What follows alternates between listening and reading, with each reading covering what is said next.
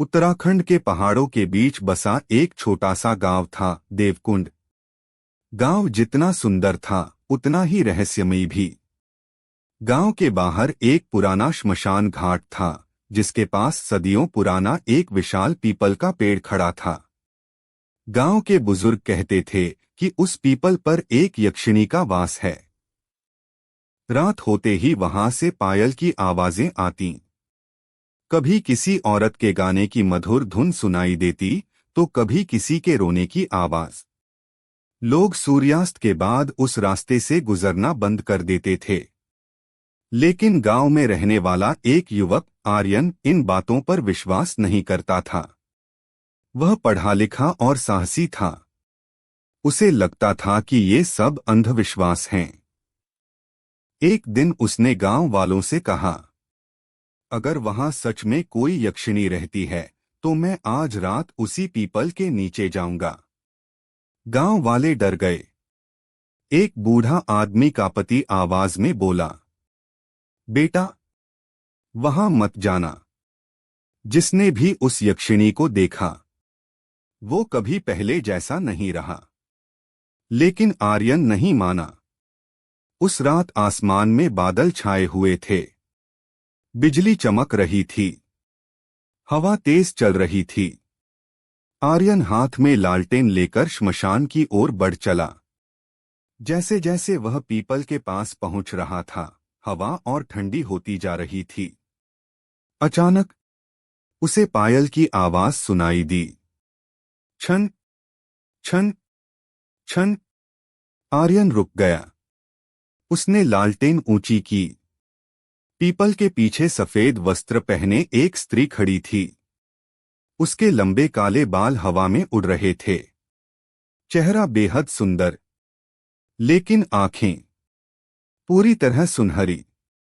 आर्यन का गला सूख गया। स्त्री मुस्कुराई। तुम डरते नहीं हो? उसकी आवाज में अजीब सम्मोहन था। आर्यन ने हिम्मत करके पूछा, तुम कौन हो?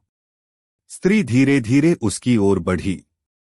लोग मुझे यक्षिणी कहते हैं। बिजली चमकी और अगले ही पल वह स्त्री अचानक गायब हो गई। आर्यन के हाथ से लालटेन गिर गई। उस रात के बाद उसकी जिंदगी हमेशा के लिए बदलने वाली थी। सुनहरी आंखों वाली स्त्री। अगली सुबह गांव वालों ने देखा कि आर्यन अपने घर के बाहर बैठा हुआ शून्य में देख रहा था। उसकी आंखों के नीचे काले घेरे पड़ चुके थे। मां ने पूछा, क्या हुआ बेटा? आर्यन धीमे स्वर में बोला, वो सच थी। गांव में खबर फैल गई। सब लोग डर गए। बुजुर्ग पुजारी हरिदत्त ने तुरंत कहा, यक्षिणी ने उसे देख लिया है। अब वो उसे छोड़ने वाली नहीं। उस रात आर्यन सो नहीं पाया। जैसे ही उसने आंखें बंद की, उसे वही सुनहरी आंखें दिखाई देने लगीं। अचानक कमरे में ठंडी हवा भर गई। दिया बुझ गया और अंधेरे में वही मधुर आवाज गूंजी, आर्यन। उसका शरीर कांप उठा। धीरे धीरे कमरे के कोने में एक आकृति दिखाई दी। वही यक्षिणी। वह मुस्कुरा रही थी। तुम बाकी इंसानों जैसे नहीं हो। आर्यन ने कांपते हुए पूछा, तुम मुझसे क्या चाहती हो? यक्षिणी कुछ पल शांत रही। फिर बोली, मुक्ति, अधूरी मृत्यु। यक्षिणी ने बताया कि उसका नाम मालविका था। सैकड़ों साल पहले वह एक राजकुमारी थी।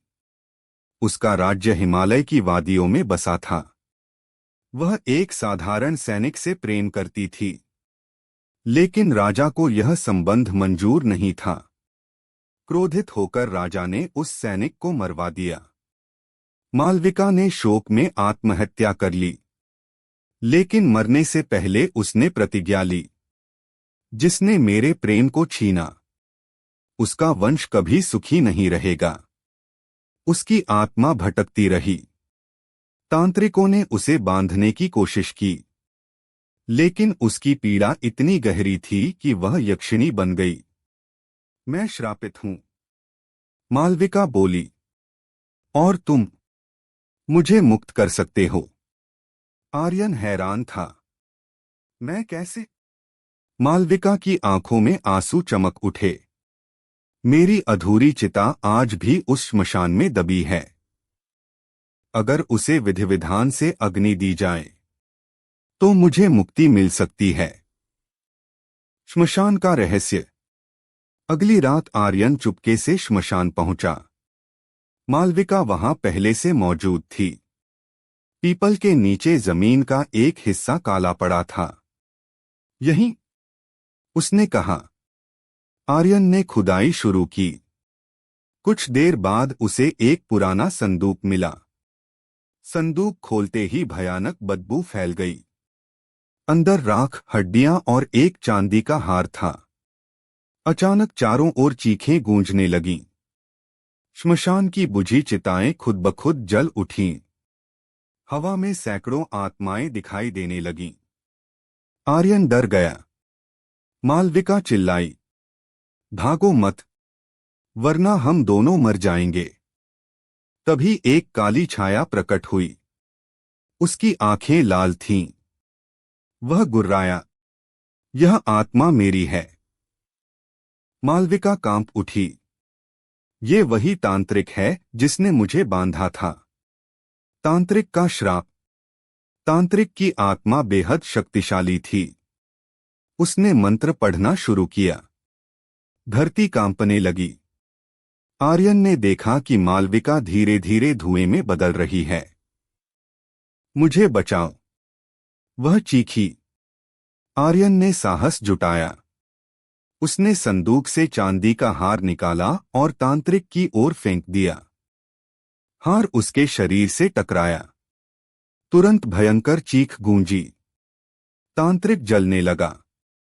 लेकिन जाते जाते उसने कहा, अगर यक्षिणी मुक्त हुई तो पूरा गांव नष्ट हो जाएगा। और वह राख बन गया।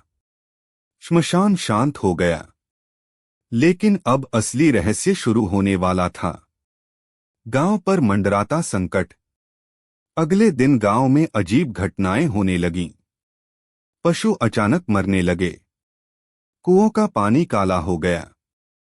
रात में लोगों को सुनहरी आंखें दिखाई देने लगीं। गांव वाले डरकर पुजारी हरिदत्त के पास पहुंचे। उन्होंने कहा, यक्षिणी जाग चुकी है। उधर आर्यन उलझन में था। क्या मालविका सच में निर्दोष थी या तांत्रिक सच कह रहा था? उस रात मालविका फिर आई। लेकिन इस बार उसका चेहरा बदल चुका था। आंखें और ज्यादा चमक रही थीं। आवाज भारी हो चुकी थी। मुझे पूर्ण मुक्ति चाहिए। आर्यन पीछे हट गया। तुम बदल रही हो।